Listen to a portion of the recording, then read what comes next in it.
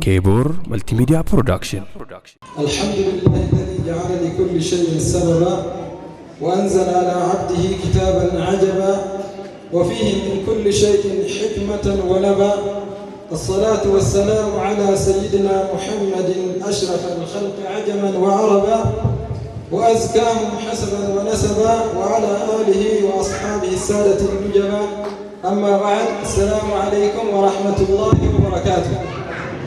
كوجمتوتا في جالتتوتا ولي الإسلام ربي بيا الله سكنتا كنلت والتفيد بكرة والنرجس. الحمد لله رب العالمين. قالت ربي كنيا كجنا التانسي ساعتي كم وجين سكنتا جبابا قالوا أمو بايع مفتسات إسليف كمتة إن شاء الله. يا ساعتي كم جبابا بانته بني نزام تكيسم سولة بانو إسلام ما رافي ساينسي فيا كيستو ساينسي فيا تقول كابته غراغرما يبصرت إلى إن شاء الله لا يجورا كنا في أكمل ديكني بين فيا يجور إسلام ما يجور إسلام ما يجور فيا يجورا. رسول عليه الصلاة والسلام ما جعل النعمتان مغبون فيهما كثير من الناس الصحة والفراغ. يعني كأنني لما علم ما كيست دجما را سانكيسا توكو فيا راجل نجتور. كنا في فيا إجتو يوجنو نبيين كينيا غوس أكتالما نورسي سنيجتورا. سونيس مالي لا بكلمة قدامي لا لما يجتو فيان. الناس مالي لا environmental health and personal hygiene جدامي بكلمة قدامي يجتو. كان جتو مالي لا كل نانو إيغودافي كل ندونفا كينيا إيغودان فيا كينيا إيجتو دندنا جتورا. كوني أمو كان ساينسين جري وسونتاني كان قرآن في حديث رسول ربي كيسا فدتامي جتورا. فكيني مسألة كوكاسو دافي رسول عليه الصلاة والسلام يروق كل نانو لا دبثني مال جدًا وإماطة الأذى عن الطريق صدق إلى الرسول عليه الصلاة والسلام. وانتوتا بالفتاة وانتوتا نمرت ميدا جيسن داندير كاسون داندير فجيسون صدق عنهم جدًا جت النبي كان عليه الصلاة والسلام. كان جتهم فالله كان نم قارو نمون نمال قارو يرو تكتكو ترى ددا بالفات ددا كرارات باسني يرو قتن تمول أتاج جودا كوني أمو فالله برنوت النبي كنيا تي جودا. ساينسي دان كجرو أمو 80% of infectious disease can be prevented by keeping personal hygiene and environmental sanitation جران. percentage سديتا ما كيساتو إثيوبيا كيساتي percentage سديتا لكبوت الدربان كلنا نانو إيجودافي أكما سنمو كلنا نوفا كنيا إيجودان اتسوني دندا أما جتورا كان إرتيو جتامي جري أمنتي كنيا لي ربي براجري تنارجنا فيا كنيا لين إيجنا جتورا. فكنيا في إسلام ما كيستي ضرورات الخمس يوكين مقاصد الشريعة كان جدًا وانتو تشنن تجرا جتورا. ضرورات الخمس يوكين مقاصد الشريعة الخمس كان جدًا من جتورا. سونيس مالي لا تكفان حفظ الدين دين تكسورا لما فان حفظ النفس وحفظ العقل يجورا. أنا ما كان رتنت يفعل لما كان يجورا تكفى لبوتك سورة لما فان أمو فياس موتك سورة يجورا. أكما فكين أما تبع ما رد ياترت أرجتني يروبا يه واي فياس موتي والكاسيفة أكاتا باجوتين غوسا باجوتين كنّم نتين كولف كنّم نتين بشنّنو نموت لكوبا سموت لكوب ستان نأرجسيفة ما يجورا. كان رتجارو ربين تكفى فياس مو إيجو لما فان فياك أما إيجو كان جدو رتي بل إنّان دبّة ميجرا جتورا. وان نتفيقو كمنو ساينسي فيات جتون وان أمنتي إسلام ما رألت يسونتان كم بؤور أمنتا إسلام ما كيساتو في جتورا. كنا في سانكيسا توكو رسول عليه الصلاة والسلام ما جنا واي كلنا نانو دا يرو دبّة جتورا. نموت سدي رسول أبارني جران توكوفان نما داندي أمني رتي فيادمو رتي بوباتاو يوكين فينشاو. أكو مثلا مو نموتا iddoo gaaddisaa bakka namni hedduun jalatti boqotu keessatti gadi taa'an qulqulleeffatan akkasuma immoo iddoo ummanni bishaan itti obaafatutti xuraawaa balfa yookiin bobbaa adda addaa ba'an rasuulli sallallahu alaihi wasallam abaaraniiranii jechuudha. Hadiisa kana keessatti nabiyyiin keenya alaihi salatu wasalam qulqullina naannoo keenya akkamitti eeguu qabnu akkamitti akka tiksuu qabnu keessatti nu barsiisanii jechuudha. Kanaaf qulqullina naannoo eeguudhaan wal qabatee jalqaba irratti wanni eegamuu qabu qulqullina bishaaniiti jechuudha. Fakkeenyaaf rasuulli alayhi salaatu wasalaam bishaan ciisu keessatti fincaa'uun balfa adda addaatti darbuun yakka guddaa akka ta'e rasuulli sallallahu alayhi wasallam hadiisaan nu barsiisaniiranii jechuudha. Kanaaf kun maal argisiisa? xiyyeeffannaa qulqullina naannootiif kenname kan sirriitti hin hubachiisuu jechuudha. Gama biraatiin ammoo qulqullina dhuunfaa yoo jedhamu ammoo wantoota 2 yookiin 3 irratti xiyyeeffataa jechuudha. San keessaa tokko fiizikaal kiliinesii eeguudha, qulqullina qaama keenya eeguudha. Lamaffaan ammoo oral hygiene dha, qulqullina afaan keenya eeguudha jechuudha. Kunniinis hadiisa rasuula rabbii keessatti bal'inaan ibsamee jira. Fakkeenyaaf qulqullina qaama keenya yeroo eeguu jennu tokkoffaa qeensa muratuudha, kan rasuulli alayhi salaatu wasalaam nutti himan jechuudha. Lammaffaan rifeensota iddoo adda addaatitti bobaa irratti, qaama saalaa irratti margan kanneen hundasaa yeroo isaa eegamee akka qulqulleeffamu rasuulli alayhi salaatu wasalaam nutti himanii jiranii jechuudha. حديث نبيين قباسا كيسا رسول أبي هريرة رضي الله عنه كيسا رسول صلى الله عليه وسلم ما جلني 5 من الفطرة إيران وانتون نشان بؤور أمانتا إسلام الرأي شنسا كيسا تقو الختان كتانة تورا لما فان والاستحداد رفنسا قام هرماتا الرتي بكلو هذا تورا صدفان وتقليم الأظافر كينسا قبا في الرامورة تورا ونتف الإبط رفنس الدو بباتت نمرت بو وفرق الكل سودا أكو مثلا مو وقص الشارب أفرو رفنس فنياني قد تبو كني نمو وفرق الكل سودا جدًا جتودا بكا كانت الدولين كني الدو يروبا تراوا نددا تولغاي وانت اف نموني كإنساني سر تيرو يغني يوم مرتان أكو مثلا مو رفنس نمرت بان كني الدو يرو إساتي في أكاتا برباچي ما إساني تيرو كلنا كني نغتان غما براتين qulqullina fayyaa isaanii eeggachaa jiranii jechuudha. Kanaaf kuni gama qulqullina qaama keenyaatiin wal qabatu jechuudha. Gama biraatiin ammoo rasuulli alayhi salaatu wasalaam maal jedhani as-siwaaku maxharatun lilfami mardaatun lirabbii jedhan. Kunis qulqullina afaaniitiin wal qabataa jechuudha. Siwaakni yookiin afaan qulqulleeffachuun rabbiin biratti jaallatamtuudha, afaan illee namaa qulqulleessitii jedhan. Sheekh Muhammad ibn Saalih ibn Uthaymiin bakka kanatti maal jedhan qulqullina afaanii yeroo dubbannu wantoota 3 irratti hundoofnee qulqulleeffachuu qabnaa jedhan. San keessaa tokko al-asnaanu wal-lithatu wakadhalika al-lisaan. Wantoota 3 kanatu qulqulleeffamaa jechuu afaan qulqulleessuu jenna. Ilkaanii miti baay'ee namni iddoon dogongoraan yeroo baay'ee rigaa yoo fayyadamu ilkaanuma qofa qulqulleeffata. Hadiisni ka jedhu ilkaan qulqulleeffadhaa osoo hin taane maxhiratun lilfami afaan jechuudha. Afaan yoo jennu ammoo maal of keessaa qaba?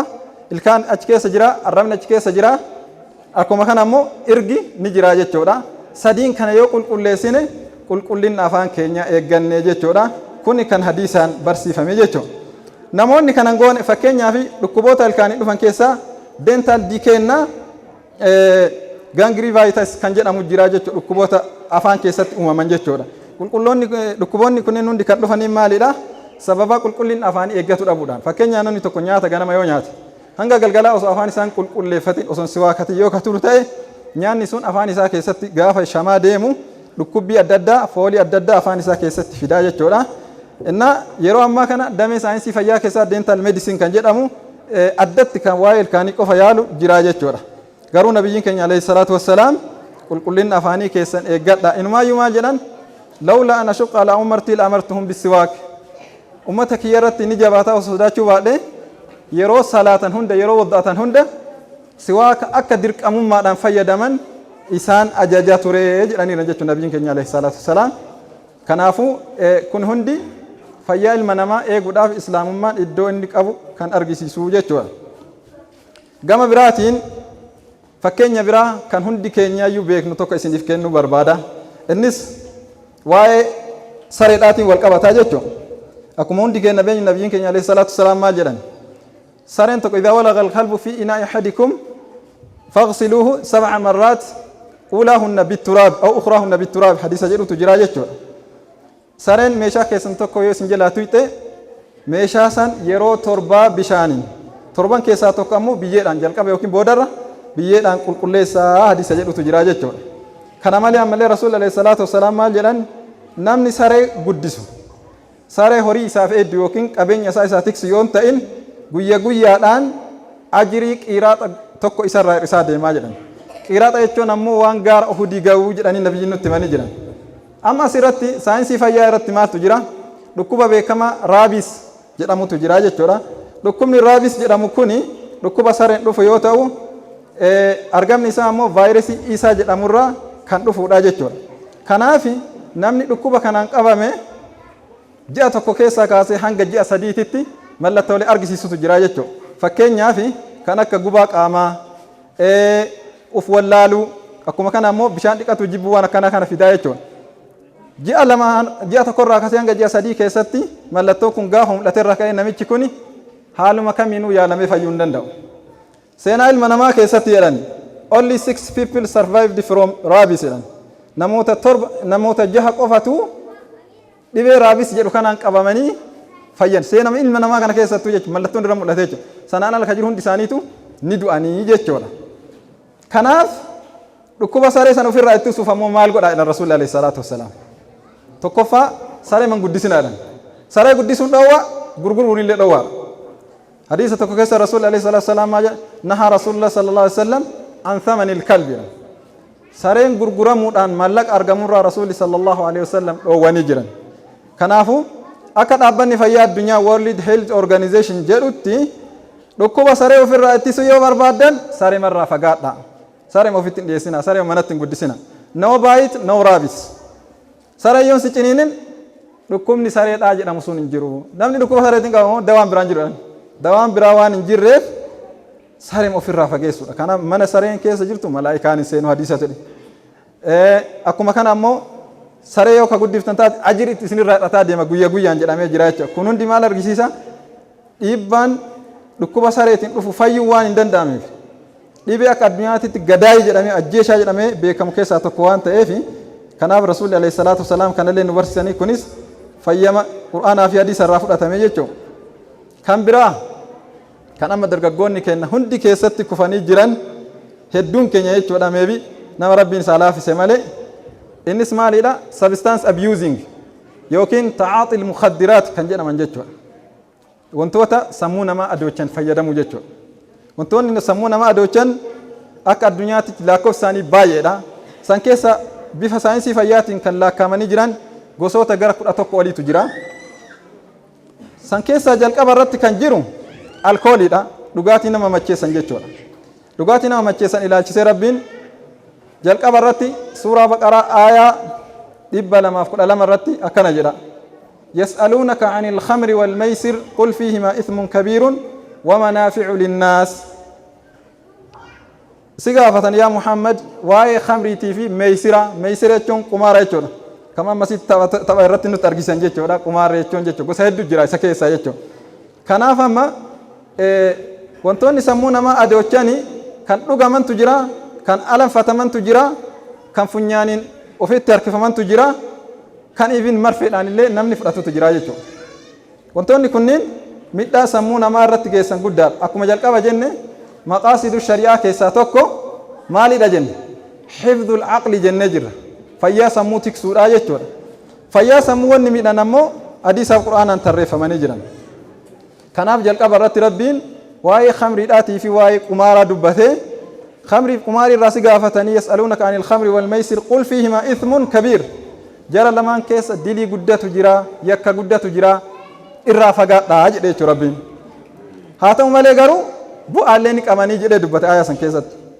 Kanaaf Umar ibn Khattab radiyallahu anhu maal jedha Allahumma anzil lana fil khamri bayaanan shaafiyan yaa rabbiin dandeessaati waa'ee khamrii kana keessatti qajeelfama ifa galaa ta'e wayii nu baasedhe rabbiin kallattiidhaan hin dhoowwine amma sababaa qaba kunillee saayinsiidhaan illee sababaa qaba hadiisaan illee gana ibsuudhaaf deemnaa jechuudha.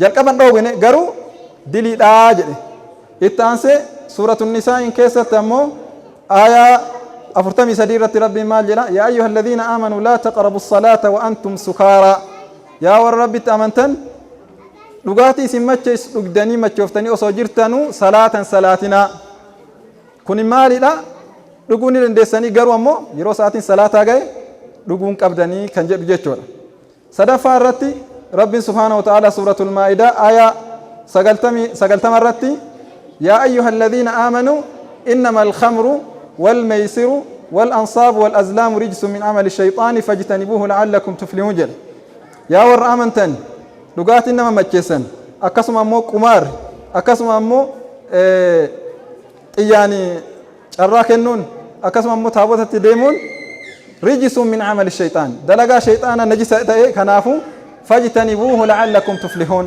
xumura irratti irraa fagaadhaa itti dhiyaatinaa nuun jedhe jechuudha. Kana yoo laallu maaliif rabbiin tartiibaan akkanatti fide maaliif jalqabumarraa khamrii irraa fagaadhaa jedhe dhoowwuu dide sababa mataa isaa qaba jechuudha. Sunis maalidha namni tokko dhugaatii nama alkooliidhaa gosa alkooliidhaa ta'e nama macheessan ta'e gaafa dhuguu jalqabee baree jedhu yeroo tokko yoo dhiisee jedhe ni dhukkubsataa jechuudha. Fakkeenyaaf uf wallaaluu danda'a, kufuu danda'a, mataan bowwaafatuu danda'a, waa hedduu dhibee hedduutu dhufaa jechuudha. Kanaaf akkamitti dhiifama tartiibaan jechuudha. Jalqaba gaariidhaa miti wanni kun irraa fagaadhaa jedhe. Eegasii ammoo yeroo isaa gabaabsa. Yeroo salaataatti dhiyaatan salaata keessatti yeroo 5tu jira. Yeroo 5 kana yoo dhuguu dhiise maal ta'a jechuudha yeroo dhugaatii isaa hir'isaa deemaa jechuudha. Xumura irratti rabbiin ammoo hin dhugnaa kan jedhu ajaja kenne akkaataa kanaan osoo barsiisee rabbiin irraa dhoowwee jechuudha. Asirratti wanni beekuu qabnu tokko jira. Dhugaatiidhaa fi qumaar yookiin gaambiliingi ka jennu jechuudha. Akka saayinsii fayyaatti illee dhukkuba baay'ee. Qumaariin dhukkuba. Qumaariin fayyaas ni fakkaataami dhukkuba jedha saayinsiin fayyaa. Inna rabbiin illee ammoo lamaan isaaniitu walitti qabee dubbate jechuudha. Wantoota nama macheessan akkasuma ammoo qumaariin rijisu min amali shayxaani dalagaa shayxaanaati. Saayinsii irratti maal jedha? Dhugaatii fi bakka qumaarri jirutti yeroo hundaa wal dhabbii fi wal ajjeechatu jira jechuudha. Baay'ee magaalatti matana keessatti sababa qumaariitiin ijoollee wal ajjeeftu nan beeka jechuudha yeroo dabre keessatti. Sababa qumaarii irratti wal dhabbii irraa kan ta'e kan wal ajjeesan ni jira jechuudha. Kanaaf rabbiin maal jedha innamaa yuriidu shayxaanu an yuqi'a baynakum al-adaawata wal baghdaa'a fil khamri wal maysir. Shayxaanni maal fedhaa dhugaatii adda addaa isin obaasuudhaan ammas ammoo tapha qumaarii gosa adda addaa isin taphachiisuudhaan diinummaa fi wal jibbiinsa jidduu keessanitti uumuu barbaada. Kanaafuu kanarraa fagaadhaa nuun jedhaa jechuudha. Kanaaf dhugaatii bakka jiranitti wal dhabbi jira, wal jibbiinsatu jira. Kanarraa akka fagaannu rabbiinis nu barsiise saayinsiin illee kanuma nutti himaa jechuudha. Amma immoo gabaabinaan miidhaa fakkeenyaa fi wantoota kana fayyadamuun nama hedduu. Fakkeenyaa fi sabistaantii ka jennuun keessaa tokko Itoophiyaa keessatti wantoota baay'inaan fayyadaman keessaa tokko dhugaatii alkoolii nama macheessu alkoolii gosa hedduu jira jechuudha. Araqee ta'uu danda'a, farsoo ta'uu danda'a, biiraa ta'uu danda'a, dhugaatii jedhamaa jechuudha. Lammaffaan shiishaadha. Sadaffaan hashiishiidha. Arfaffaan caatiidha. Kan namni hedduun itti fayyadamu jechuudha. Wantoonni kunniin miidhaa mataa isaanii qaban. Wantoonni kunniin miidhaa qaamaatii fi miidhaa sammuu namarratti fidan qabanii jechuudha. Fakkeenyaaf caatii yoo fudhannee jenne gogiinsa garaa namatti fida. Ilkaan keenya akka badu taasisaa jechuudha. Rakkoo hirribaa fida, fedhii nyaata dhabuu fida, qaama nama huqqisaa. Deemee ammoo gaafa waan kan argatu dhabe namni ammoo dhukkubbii mataatu jira, fedhii nyaataa dhabutu jira, wal dhabbitu jira jechuudha. Adeemsa keessa deemee wanni kun maal fida? Namni gaafa wanta kana waan ittiin fayyadamuun dhabu gara saamichaa, gara balaa rakkoo adda addaa uumuudhaa jeequmsaatitti seenaa jechuudha. Kanaaf miidhaan isaa hedduudha. Sa'aatii qabnuu fi sa'aatii salaata ga'uu irraa kan ka'e wantoonni hedduun silaa akka kaasuu qabnu baay'eetu jira. Kanaaf gabaabsuudhaan nan deema. Walumaa galatti wanni jechuu barbaade maalidha? Fayyaa keenyaa fi islaamummaan lamaan isaaniitu qajeelfama tokko nuuf kennanii itti dalaguu dhabuu nammoo rakkoo mataa keenyaati. Kanaaf jecha hundi keenyaayyuu gara quraana rabbii gara hadiisaa akka deebinu kanaan ammoo fayyaa keenyas ni eegganna. Rabbiin biraallee guyyaa qiyaamaa ittiin milkoofna. Rabbiin nama waan dhagaye itti fayyadamu rabbi nu haa taasisu. Hunda keenya warra milkaa'u rabbi nu haa taasisu. Haadaa wassalaamu alaikum wa rahmatullaahi wa barakaatuh.